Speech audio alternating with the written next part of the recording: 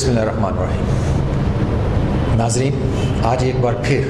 آپ کی خدمت میں میاں عابد سلطان ایک نئے عنوان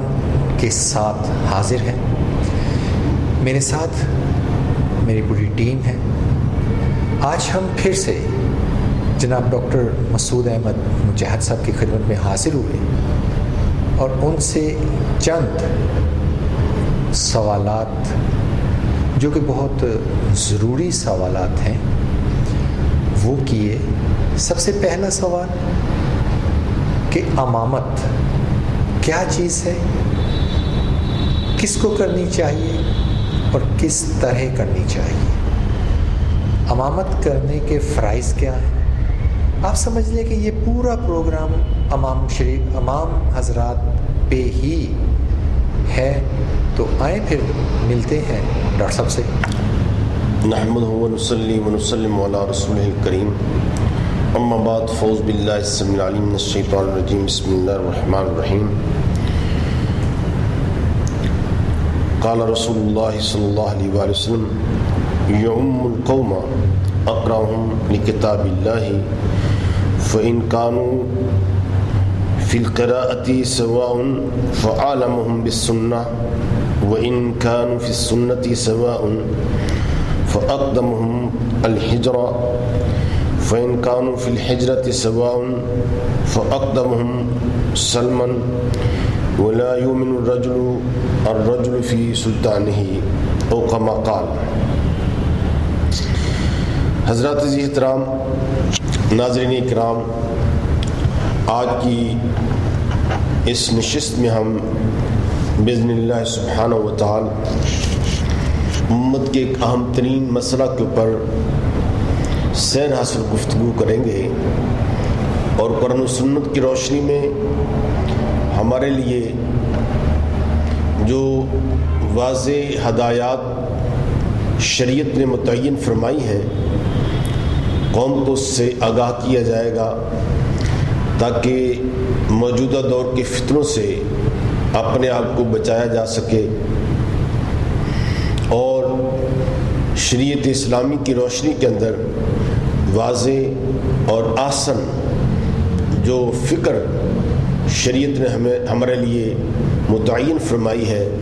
اس پر عمل کر کے ہم اللہ تعالیٰ اور اس کے رسول کی رضا کو حاصل کر سکیں۔ مسئلہ آج ہم جو گفتگو کرنے جا رہے ہیں وہ ہے امامت کا تصور۔ امام کیسا ہونا چاہیے، امام کس شخص کو منتخب فرمائے، اور اس کے ساتھ ساتھ امامت کی شرائط کیا ہیں، احادیث نبویہ کی روشنی کے اندر ہمارے لیے کیا اصول متعین فرمائے گئے ہیں، اور انتظامیہ مسجد ان اصولوں کی روشنی میں ائمہ مساجد کا تقرر کیسے کر رہی ہے، اور اس کو آج کی اس گفتگو کی روشنی کے اندر یہ پیش نظر رکھنا چاہیے تاکہ مساجد کے اندر اماموں کے تقرر کے بارے میں وہ ایک رہنما اصول کے طور پر ہماری گفتگو کو اپنے پیش نظر رکھیں۔ جیسے کہ ہم نے حدیث کو بیان کیا، اس میں آقا علیہ السلام نے ارشاد فرمایا کہ قوم کی امامت وہ آدمی کرائے اقرأہم لکتاب اللہ، جو کتاب اللہ کو سب سے زیادہ پڑھنے والا ہو۔ اقرأ سے مراد یہاں پہ افہم و ادرک، اس کا ادراک اور اس کا فہم وہ جانے والا ہو۔ اور دوسرا ارشاد فرمایا فَإِن كَانُوا فِي الْقِرَاءَةِ سَوَاءٌ، اگر وہ قرآن مجید کے علم، ادراک اور فہم قرآن میں سب لوگ برابر ہوں، فَعَالَهُمْ بِالسُّنَّةِ، تو پھر وہ شخص امامت کا زیادہ اہل ہے جو نبی علیہ السلام کی سنت کا سب سے زیادہ علم رکھنے والا ہے۔ فَإِن كَانُوا فِي السُّنَّةِ سَوَاءٌ، اگر وہ نبی اکرم صلی اللہ علیہ وسلم کی سنت سنیہ اور آپ کی عادت شریفہ اور آپ کی اسوہ حسنہ سے بہت زیادہ متمسک ہیں اور وہ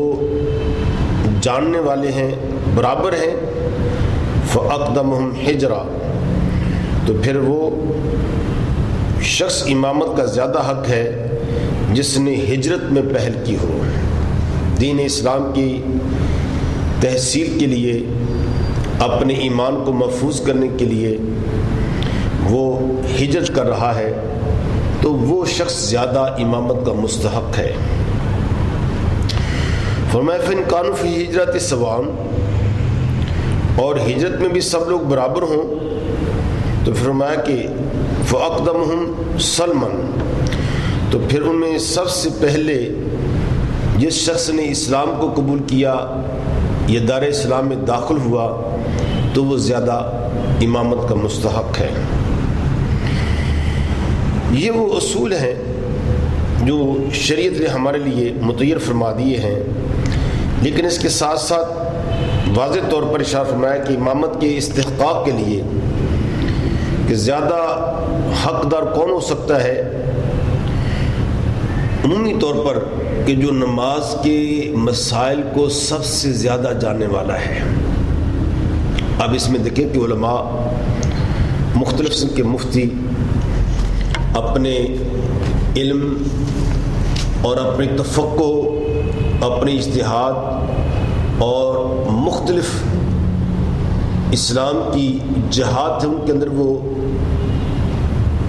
بہت ہی کامل قسم کا درک اور فہم اور اس میں سوجھ بوجھ رکھتے ہیں، لیکن امامت کے لیے ارشاد فرمایا گیا کہ وہ نماز کے مسائل کو زیادہ جانتا ہے۔ ہم دیکھتے ہیں کہ ایک حافظ قرآن کو آگے لگا دیتے ہیں یا قاری ہے، لیکن وہ ابھی تک وہ دین کے مسائل کو نہیں جانتا ہے، اس کے نماز کے نقص فاسد ہونے کے، نماز کے احکام کے بارے میں وہ علم نہیں رکھتا ہے، محض قرات ہی کافی نہیں ہے بلکہ ارشاد فرمایا کہ وہ نماز کے مسائل کو بھی جاننے والا ہو۔ ایک قاری اور حافظ یقیناً اس کی آواز بہت اچھی ہے، وہ حفظ بھی رکھتا ہے، لیکن وہ فہم دین یعنی نماز کے مسائل کے بارے میں اس کو علم نہیں ہے کہ اس میں سجدہ سہو کا واجبات نماز کیا ہو سکتے ہیں، سنن کیا ہے نماز کی، اس میں کون سی چیزیں ہیں جو نماز کو فاسد کرنے والی، توڑنے والی ہیں، ناقض صلاۃ کون کون سی چیز ہے۔ اگر اس چیز کو علم نہیں ہے تو اس کے اندر نماز کے اندر بہت بڑے نقص پیدا ہو جائیں گے اور استجابت کے بغیر جو ہے وہ نماز جو ہے اس کا فائدہ نہیں ہوگا۔ اس لیے آگے ارشاد فرمایا کہ پھر وہ نماز کے مسائل کے جاننے کے بعد جو اچھی تلاوت کرنے والا ہے، یعنی قرات ترتیل اس کی اچھی ہو۔ اور آج کل ہم دیکھتے ہیں کہ بزا اوقات ائمہ ایسے آ جاتے ہیں کہ جو بڑی اچھی نعت پڑھتے ہیں اور بسا اوقات قرآن عزیز کو بھی نعت کی طرز کے اوپر پڑھتے ہیں۔ ایسے ائمہ اور ایسے امام، ان سے بھی ہمیں اعتراض کرنا چاہیے۔ قرآن عزیز کا اس کی پروننسیشن، اس کے تلفظ، اس کے مخارج اگر وہ احسن انداز کے ساتھ قرات کے اصولوں کے مطابق ادا نہیں کیے جائیں گے تو اس کے معانی کے اندر بڑا تغیر و تبدل پیدا ہو جائے گا، اور ایسے جو قریب المخرج الفاظ ہیں اگر وہ صحیح معنوں میں ادا نہیں کیے جائیں گے تو بہت بڑا ایک فتنہ اس اعتبار سے کہ اس کے معنی ہی تبدیل ہو جائے، تو وہ بھی ایک اچھی قاری تو ضرور ہو سکتا ہے، یعنی قاری وہ اچھی خوش الہان تو ضرور ہے، لیکن وہ قرات کے اصولوں سے نابلد ہے تو وہ امامت کا استحقاق نہیں رکھتا ہے، وہ امامت کے اہل نہیں ہو سکتا ہے۔ تو ناظرین اکرام، اب اس چیز کو ہم ان کمیٹی حضرات کو بھی اور ان منتظمین کو بھی یہ باتیں پیش نظر رکھنی چاہیے. آگے ارشاد فرمایا گیا ہے پھر وہ نماز کا امامت کا سب سے زیادہ مستحق وہ ہے جو سب سے زیادہ اتقا متقی اور پرہیزگار ہے. پرہیزگاری آپ خود جانتے ہیں کہ وہ کس انداز میں ساتھ ہو سکتی ہے. پھر جو اس کا اسلام، یہ تو شریعت نے فرمایا کہ جو اسلام میں پہلے ہو، اسلام پہلے قبول کرنے والا ہے. پھر وہ سب سے زیادہ ہے وہ اچھے اخلاق والا ہو. ایک خوش خلق امام جو ہے وہ ایمان کے بعد سب سے زیادہ شریعت نے اس چیز کا ایک ہمارے لیے ایک تصور پیش کیا ہے کہ اخلاق، آپ حیران ہوں گے کہ اخلاق کے متعلق ایک عورت نبی اکرم صلی اللہ علیہ وسلم کی خدمت میں حاضر ہوتی ہے اور اس کے دو خامد فوت ہو چکے تھے. تیسرے خامد کے پاس وہ اپنی زندگی بسر کر رہی تھی. جب وہ نبی اکرم صلی اللہ علیہ وسلم نے ارشاد فرمایا کہ ہر عورت اپنے جنت میں اپنے خامد کے ساتھ ہوگی. اب اس نے بڑے ایک اچھے اور چھوٹے انداز کے ساتھ سوال کیا کہ یا رسول اللہ، میرے تو 3 خامد ہیں، میں کس کی طرف میں جاؤں گی؟ جنت کے اندر میں کس کے تینوں خامدوں کے پاس تو نہیں ٹھہر سکتی ہوں. ایک ہی خامد ہوگا میرا، تو میں کس کے پاس ٹھہروں گی؟ تو کیا احسن انداز کے ساتھ نبی آخر حضرت محمد صلی اللہ علیہ وسلم نے ایک کسوٹی، ایک پیرامیٹر ہمارے لیے متعین فرما دیا اور فرمایا کہ جس خامد کے اخلاق سب سے زیادہ اچھے ہیں اور تو اس کو پسند کرتی ہے، تمہاری قیامت کے دن معیشت اور صحبت جو ہے وہ اس خامد کے ساتھ ہو جائے گی. اس سے اندازہ کریں کہ ایمان کے بعد اخلاق وہ کس درجہ اہم ہمارے معاشرے کے اندر ہے اور اسلام اس کی کتنی اہمیت اس کو دیتا ہے. لہذا نبی اکرم صلی اللہ علیہ وسلم کا جو ارشاد عالی شان ہے، جس میں ارشاد فرمایا کہ امت کے ساتھ اور اپنے اہل و عیال کے ساتھ خوش اخلاقی کے ساتھ پیش آؤ، اور میں تم میں سے سب سے زیادہ اپنے اہل و عیال کے ساتھ خوش اخلاقی کے ساتھ پیش آتا ہوں. ہم تو ایک بیوی یا 2 بیوی ہوں تو ان کے ساتھ کیسے گزر بسر کر سکتے ہیں، لیکن نبی اکرم صلی اللہ علیہ وسلم 9 حرم بیک وقت، اور ہر بیوی زوجہ محترمہ ام المؤمنین وہ یہی تصور کرتی تھی کہ نبی اکرم صلی اللہ علیہ وسلم سے زیادہ محبت کرتے ہیں سب عورتوں میں سے. ایسے ہی امام، اس کے لیے یہ ضروری ہے کہ اسی کو خدمت کرتا ہے، اسی کی رسپیکٹ کرتا ہے، یا اس کے ساتھ کچھ سلام کرتا ہے یا نہیں کرتا ہے، لیکن وہ اپنے دل کے اندر کوئی بغض، اناد، تعصب وہ ہرگز نہ لے کر آئے، بلکہ وہ محبت و اخلاق کا، کما قال نبی صلی اللہ علیہ وسلم تخلق باخلاق اللہ تعالیٰ کی صفتوں کو اپناؤ، خلق کو اپناؤ، ایسے کہ پروردگار عالم کی کوئی بات کرتا ہے یا نہیں کرتا ہے، لیکن آپ دیکھتے ہیں کہ اللہ تعالیٰ کی ذات اس کو بھی رزق، اس کو بھی صحت اور اس کو بھی ضروریات زندگی عطا فرما رہا ہے. میں جلدی کے ساتھ اس کو آپ کو سامنے وائنڈ اپ کرتے ہوئے پھر فرمایا کہ سب سے زیادہ جو خوبصورت ہے آپ میں سے وہ آگے بڑھ جائے، اور اس کے ساتھ ارشاد فرمایا کہ جس کا چہرہ روشن ہے، کیونکہ امامت کی جو ہے وہ خوشی اور اطمینان اور تمکنت کا نام ہے،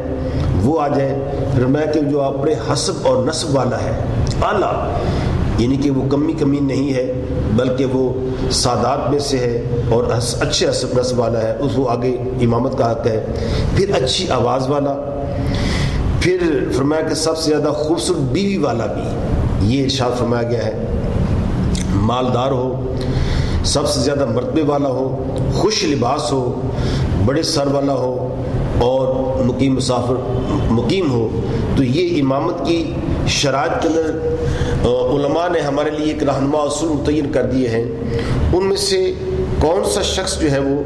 امامت نہیں کرا سکتا ہے، اس میں یہ ہے کہ فاسق و فاجر، ایسا جو مستقل طور پر اپنے آپ کو دین اسلام سے نابلد کرتے ہوئے فسق و فجور کا ارتکاب کرتا ہے، تو وہ بھی آپ دیکھتے ہیں اس طرح نابالغ بچہ جو ہے وہ بھی امامت نہیں کرا سکتا ہے۔ اور اس طرح بہترین امام وہ ہے کہ جو اپنے نمازیوں کا خیال رکھتا ہے۔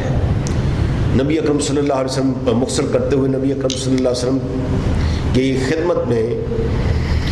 صحابہ کرام نے جو آپ صلی اللہ علیہ وسلم نے امام مقرر فرمائے تھے، ان کے بارے میں شکایت کی گیا رسول اللہ کہ فلاں امام جو ہے وہ اپنی مغرب کی نماز کی قرات کو لمبا کر دیتا ہے۔ تو نبی اکرم صلی اللہ علیہ وسلم نے اس امام کو بلایا اور پھر تمام ائمہ مساجد کے لیے ایک پیرامیٹرز متعین کر دیے کہ یاد رکھیں کہ آپ کے پیچھے مریض ہیں، حاجت مند ہیں، اور اس طرح کمزور لوگ ہیں، بوڑھے بھی اس میں شامل ہیں۔ اپنی قرات کو ان لوگوں کی مناسبت کے اعتبار سے قائم رکھو، اور ایسی بھی قرات جس سے وہ تھک جائیں، یا ایسی لمبی قرات جس سے ان کی معاملات کے اندر حرج پیدا ہوتا چلے جائے، تو اس بارے میں تمہیں احتیاط کرنا چاہیے۔ ناظرین اکرام، مسائل تو بہت ہیں، لیکن ہمیں اور ہماری انتظامیہ کو بھی اس بارے میں یہ پیش نظر رکھنا چاہیے کہ امامت کی شرائط کے اندر جو شریعت نے ہمارے لیے رہنما اصول متعین کی ہیں، ان کی روشنی کے اندر ہمیں اماموں کا تقرر اور امام کی رسپیکٹ اور امام کا عزت و احترام۔ نبی اکرم صلی اللہ علیہ وسلم جہاں نبی تھے وہاں وہ امت کے امام بھی تھے، تو امام کے لیے وہ اسی انداز کے ساتھ جو آقا علیہ السلام کے ساتھ صحابہ کرام رضوان اللہ علیہم اجمعین بحیثیت ایک مقتدی ہونے کے سے آپ کا جو ایک رویہ تھا، وہی آج کے دور کے اندر بھی ہمیں وہی عزت و احترام کے ساتھ اپنے ائمہ کی عزت و احترام اور ان کو پیش نظر رکھنا چاہیے۔ وما توفیقی الا باللہ العلی العظیم۔